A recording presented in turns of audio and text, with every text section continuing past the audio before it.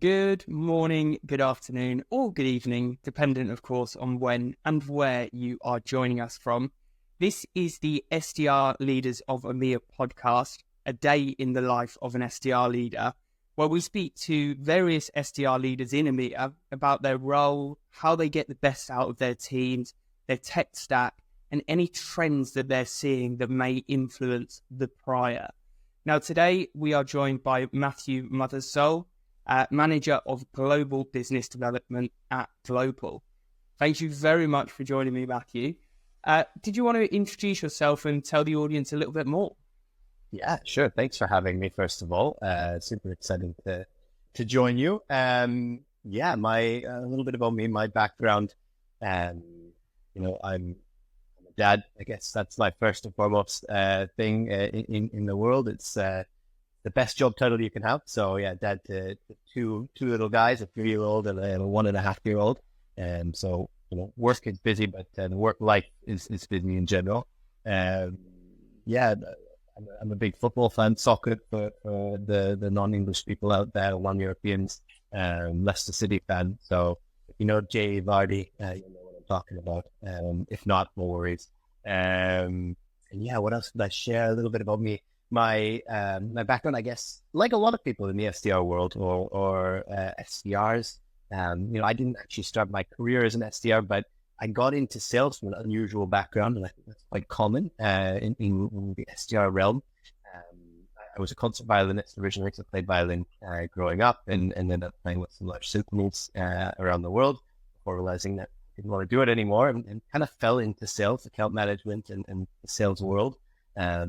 But yeah, I think it gives me a little bit of a different outlook or a different view on sales than maybe some of my counterparts. Yeah, I love that. And I'm a Chelsea fan, so we pinched your manager. Not just our manager, you pinched Dewsbury Hall. You've got Conte. You've got you had Drinkwater. You've had a few of our top guys now and in the past. Indeed. Leicester City, Chelsea feeder club. Yeah, that's a little bit. We look at it like thanks to the new £100,000 training grounds. You've got. Yeah, indeed. Oh, brilliant. 100 million, I should say. Yeah, I was going to say that's quite a bargain. Yeah. Fantastic. And I think on your point about the different perspective, I think as an SDR, BDR, that creativity that comes from anything outside of sales can be so handy, right? Just to cut through the noise, help you to stand out, build your personal brand a little bit. Yeah, no, 100%. I think, I always look at being in sales in general. I was an account manager before, and I think whether you're an AE or you're an account manager, you're a BDR, SDR, that personal brand is important, but I think that's almost like it's a new term or a new way that we're looking at this. It's always been there. Maybe I'm like stating my age a little bit by saying that, but for me, what it's really about is, if you think even just down to the way that you're speaking, but down to your emails that you're crafting or your LinkedIn messages that you're sending, like that is your personal brand, so to speak. But really, what this is for me is it's the voice of you may have heard of like the voice of marketing or the voice of sales. Well, it's your voice. Your voice is the voice of sales, so to speak. The voice of marketing is maybe the voice of the company. And so, yeah, that creativity, I think that plays into your voice and how you're going to, build your brand, but I think how you speak to your prospects and how you engage them. Yeah. Yeah. Brilliant. And you mentioned that you moved into that account management role. I'm really interested to hear more about when you then moved into leadership. I know moving from an existing business probably going to give so many benefits with your approach to sales development, business development, because it's really focuses more on the life cycle of that customer, that the experience that you can provide. But yeah, are you able to add a bit more color on, your transition into leadership? Yeah, for sure. I don't know if there's ever a defined kind of like pathway into leadership. I think it's a combination of many things. I was very lucky to have leaders around me who maybe sniffed out a little bit of my potential as a leader while I was still an individual contributor. And they gave me some opportunities to kind of run some like kind of project management type stuff and kind of be in charge a little bit of some teams and get that feel, even though I wasn't quote unquote, team lead or a manager at that time. But when I was an AM, I was working for Expedia Group, and it was a great opportunity. I was really enjoying my time there, but like a lot of people in the world, COVID came, and working for a company that was very much about travel and tourism, things ground to a halt pretty quickly. They did a lot of layoffs. I thankfully survived. I had survivor skills. I watched a lot of my close colleagues and even some of the best leaders, those leaders I talked about that were advocating for me. They all disappeared. But through that, a door opened. I had a mentor to this day of mine, Chris, and he kind of let me know of this opportunity for a new company. It was at a Salesforce implementation company. It's now doesn't exist anymore. It was acquired by Salesforce itself in the long run. But he basically offered for me to come in and interview for the role to be a team leader of an SDR. At the time, I didn't even know what an SDR was. I actually didn't even know that when I first entered account management, I did something that was called a market associate role, which was actually very similar to being, an SDR. But of course, in big companies, they have sometimes very different names or they're kind of masked names. And so I was like, sure, I'll come interview. I need a job. I've got my first son on the way, and I'm scared of the world that we're living in when it was really early COVID. And so I kind of like just dove in. Thankfully, they also must have seen something in me, and I was given the opportunity to come and scale a BDR organization. There was two existing people who were pretty junior, just starting out as BDRs in the role. And we ended up scaling that team to more than 30 SDRs. I became a second line leader there.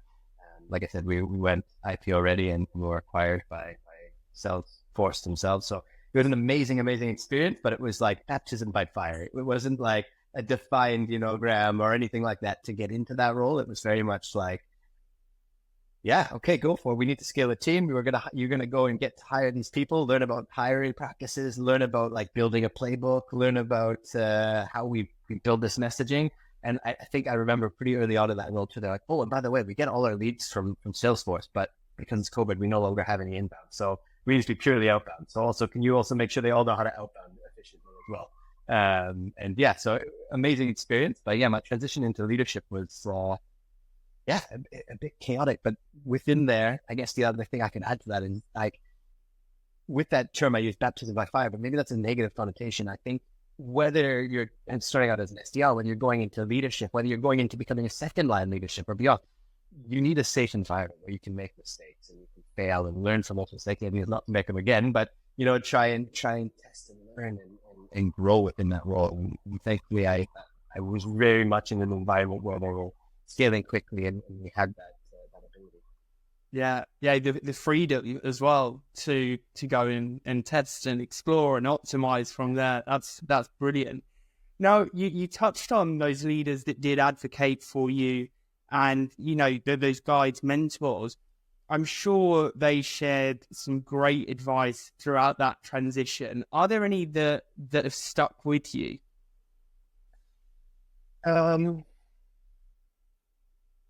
Yeah, I think I'm going to think for a minute. I think, you know what? I think probably one of the biggest ones is it's perfect enough.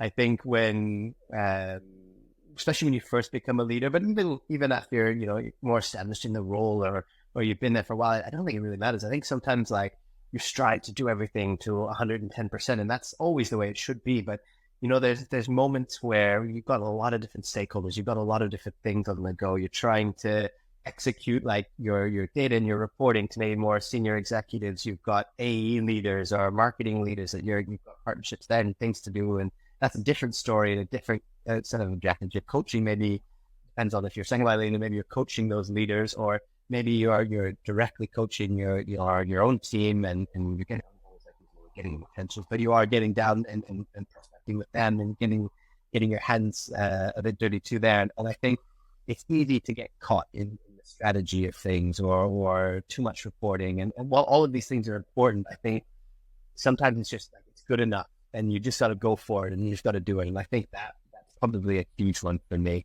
And yeah, maybe I kind of touched on it there, but, getting good with data.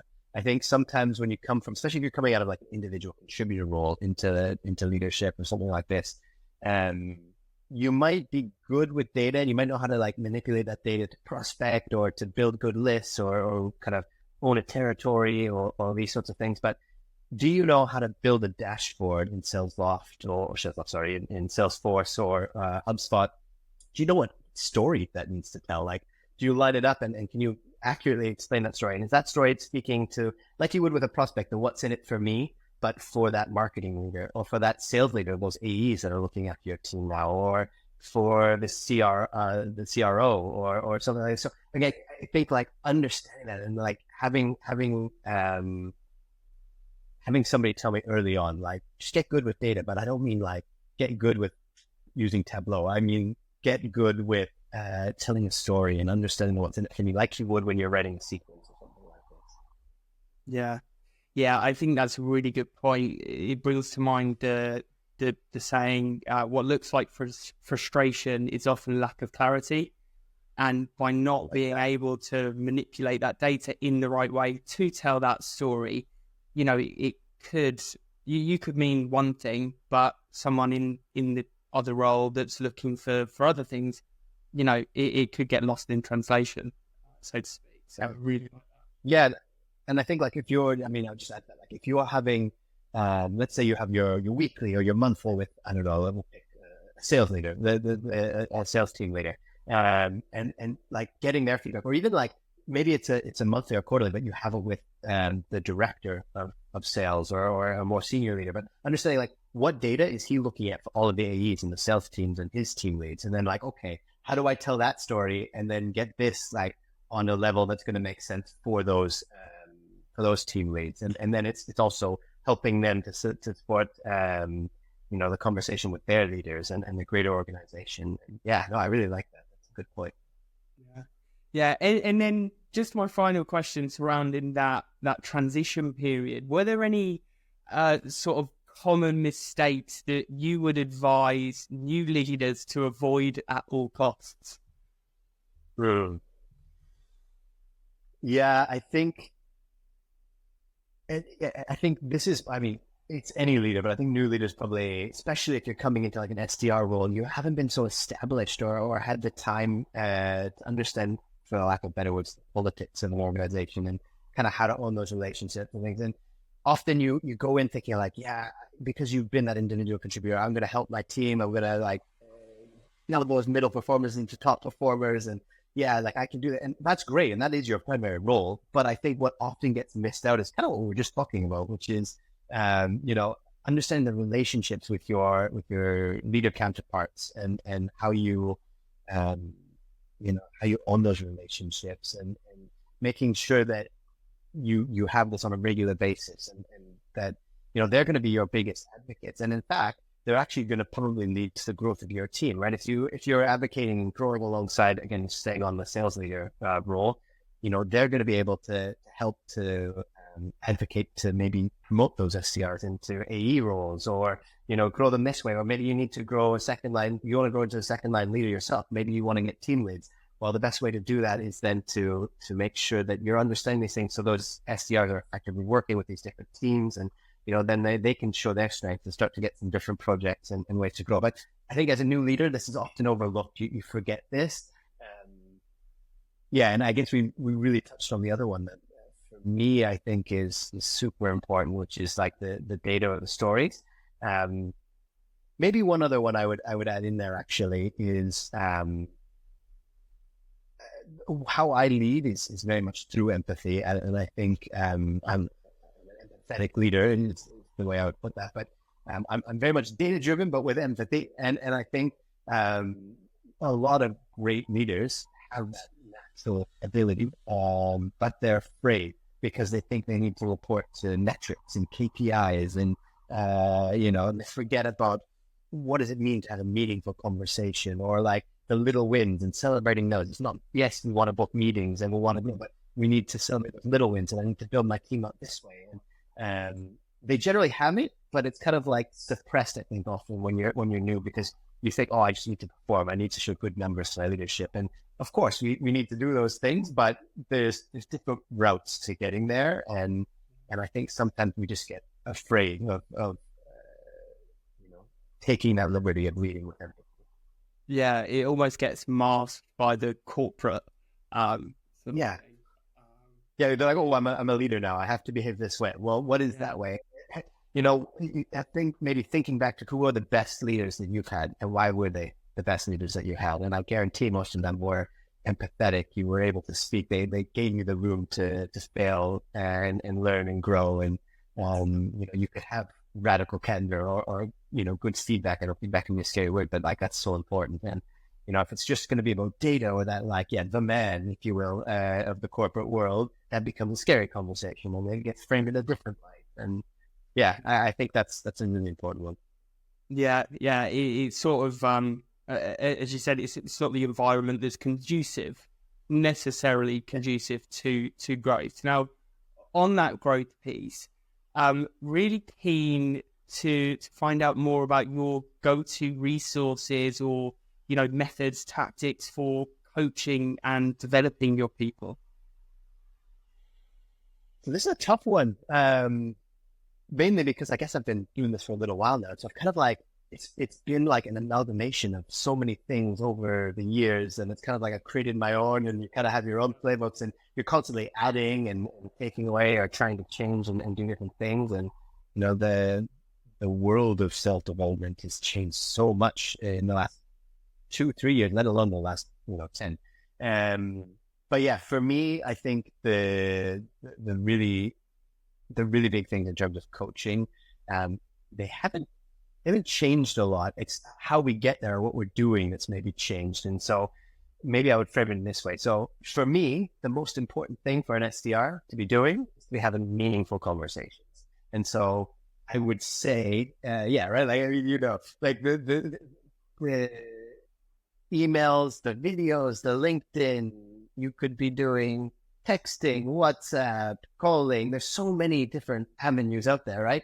And none is right, none is wrong. I think the core principle there is like getting to having a meaning, like we're having right now, a meaningful conversation about something. And I'm a big advocate to this day of cold calling. It's still the best way to do it. It's I think the rising thing that's coming, and so obviously a lot of my coaching is built around getting a good understanding of that. But I referenced something a little earlier too, which is the what's in it for me with them. I had a marketing leader. She was one of the best leaders I've had. Again, a mentor of mine, back, and she was always driving this, like the what's in it for me. What's in it for me for that prospect? Are you speaking to them, or are you speaking in the voice of marketing of the company? Are you really talking to this prospect and what they care about? What are they needing their teams? What are their stakeholders care about? And so I think when coaching, I think a lot about the what's in it for me, for that person, really talking to them, and what can drive them, or maybe showing them something and feel is valuable for them. So that mixed in with like a meaningful conversation. And maybe the other thing I really believe in coaching is the power of discovery. So asking meaningful questions. This should be kind of, it's hand in hand with having a beautiful conversation, right? Like you're asking me right now some really great questions, which is allowing me to then easily speak about these things. And that's the same that we want to be doing with prospects, or even if you're a leader and you want to speak to your team leads. It's the same principle, right? How you practice those things. It's just a different route to the same end, if you will. But yeah, the only other thing I could add to this is in terms of the resources. There's so many podcasts and books and amazing things out there that you can leverage. But maybe the one-off or the outside thing that I like, and again, you have to find this for yourself. But for me, moving sports, I like to look at how other leaders do things in other places, like a sports coach, or even sometimes the players themselves. I'm watching I think it's called Receiver right now, which is about the NFL, also American football. But something that stuck with me very recently about this was like, you're talking about the relationship as a receiver between quarterback and the receiver, because the quarterback's, again, throws the ball, so you're the guy that catches it and hopefully gets the touchdown. And so they're a super important kind of team, but they're completely separate on the field, really, when you think about how far apart they are. And the quarterback, yes, he calls the plays and the strategy alongside the coach, but the receiver, he has something, I think it was called the receiver tree. And if you think of like shifting car gears, like from 1 to 5 or 6 and going up like this, I think they have like 9 or 12. But all of these are routes, and he turns left, right, straight, wherever. He has to go back and then forward. And in those plays is one of those branches to that tree that he has to run. And so they have this symbiotic relationship. And it got me thinking about a very similar thing for, whether you're at SDR working with your AE. And so you have a strategy of how you want to go after this territory. But then, if you're an AE, this is what you need. The SDR then has that branch of that tree. Okay, so now I need to go and execute on this cadence, and I'm going to talk about these things, and I'm going to use those marketing resources, and I'm going to go. So I know I need to go left, right, up, down, and that's going to get that point on the board. That's going to get that meaningful connection. So it's little things like that for me. At least that really motivates me, and that's not for everyone. Everyone has to kind of find their own thing. But yeah, that's how I've kind of tried to lead my team. Indeed, I love that. And you said it was Receiver. Is that what's that streaming? Yeah, I think it's a Netflix documentary, Receiver. Yeah, it's super cool. It follows them through like a full season in the NFL. It's like 5 or 6 different receivers. So this is one of them. I can't remember the actual receiver's name, but yeah, it's little things like that. Or there's different ones of Premier League managers like you can I don't know if Chelsea's done one or not. I can't remember. I think there was one with Mourinho, but I can't remember where he was. So like again, listening to them and how they're kind of leading their team and the way that they're dealing with so many different personalities and high pressure things, you're going to encounter very similar. It might not be that you're leading football players or you're in front of 80,000 people, but you still feel that pressure of those senior leaders around you or the targets that you have to hit. And so how do you coach that person? Maybe it's like your top performer versus that person struggling on the team, or how do you get that team like a locker room? How do you get them all interacting together and building each other up and going for the win? So there's a lot of parallels to these sorts of things. Yeah, indeed. Just to stick with the American football piece as well, I've got this image of the rest of the team obviously defending from other players, and that could translate to those market shifts, the changes in buyer behaviors. Are there any upcoming trends that you're noticing that you think are going to change the SDR, BDR landscape over the coming years? Yeah, I think, 2 things come to mind. I think the big one, which of course is making a lot of noise, is the rise of AI. And there's a lot of people who are fearful of this. How is it going to replace our jobs? And, it's in every industry, people are kind of fearing the rise of AI. But I see it maybe in a different light. I really believe the rise of AI is only going to make SDRs become more important. The SDR organizations become better and more effective. And, I think there's lots of noise out there, but the key thing around that is, I remember the days when like outreach was pretty new and we were just using that. That was revolutionary. Like, and people were talking, it's going to replace you because you can send so many emails. And it was kind of like, the spray and pray mentality at this time. And then they're like, no, actually, like you can get to more deep prospecting while still leveraging maybe a little bit more of a broader approach. And obviously, spray and pray is not what anyone should be doing. And like for the really big mass things, it's marketing also. So that was a learning. And then, you think today around like dialer tools. I mean, Orem, it's one, or Nooks. There's so many different ones out there. But like to be able to like not sit on 100 dial trees a day and actually be able to get to those meaningful conversations.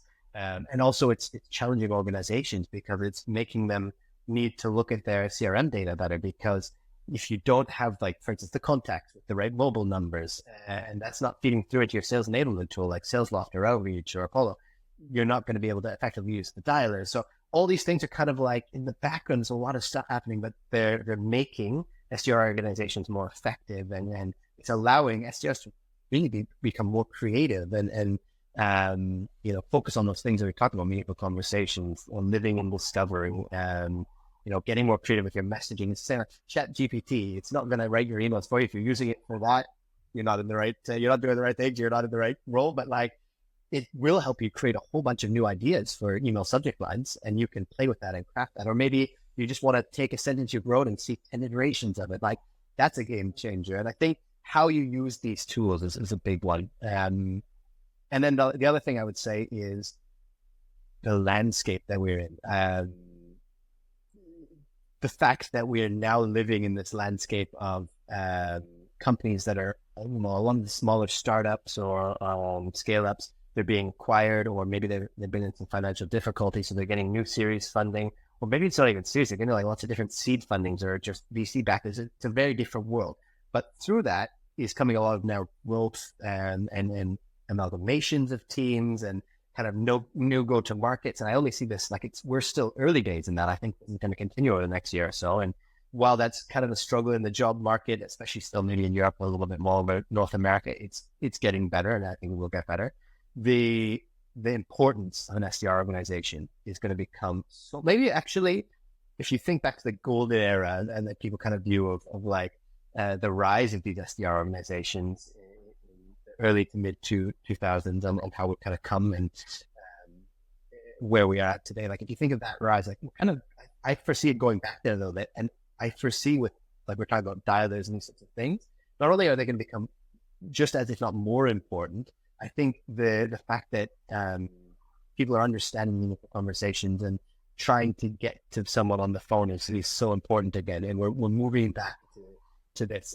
And, maybe it's also still utilizing other tools, but really, for me, it's exciting to see that like phone calls are coming back and that's like being understood a little bit more. And there's some amazing gurus, I guess is what I would call them out there, that are kind of leading on LinkedIn and other platforms, TikTok, or showing this kind of stuff and different ways of effectively doing it. And that's something that like 3 or 4 years ago, not even maybe 2 years ago, was almost non-existent. They're being drowned out by just people talking about emails and